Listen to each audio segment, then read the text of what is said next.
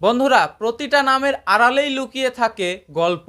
কিছু গল্প আলোয় ঝলমল করে, কিছু আবার ডুবে যায় অন্ধকারে।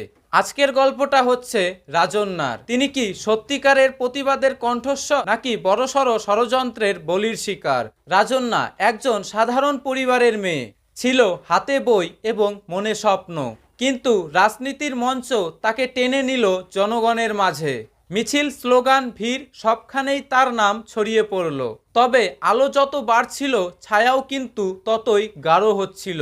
এক নির্যাতনের ঘটনার পর রাজ্য জুড়ে ক্ষোভ ছড়িয়ে পড়ল। রাস্তা কাঁপল স্লোগানে, ন্যায় চাই, ন্যায় চাই। সেই ভিড়ের সামনে গিয়ে দাঁড়ালেন রাজন্যা। মানুষ দেখল তিনি ন্যায়ের জন্য লড়ছেন। কিন্তু এরপরই শুরু হলো গুজব, সবটাই নাকি তার নাটক। তাহলে কি এই প্রতিবাদী তার জীবনের কাল হয়ে দাঁড়ালো? এক রাতে ফোনে হঠাৎ হুমকি, চুপ করে যাও নইলে শেষ। রাজন্যা তখন স্তব্ধ। কণ্ঠটা কার? শত্রুর নাকি কাছের কারোর? এভাবেই শুরু হলো নতুন রহস্যের খেলা।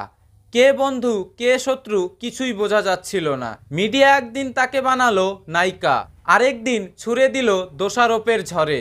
টেলিভিশনে দেখানো হলো এক ছবি, সোশ্যাল মিডিয়ায় ছড়িয়ে পড়ল আরেকটা। মানুষ বুঝতেই পারল না আসল সত্য কোথায়। আজও প্রশ্ন অমীমাংসিত। রাজন্যা কি ছিলেন প্রতিবাদের কণ্ঠস্বর, নাকি ষড়যন্ত্রের এক অংশ?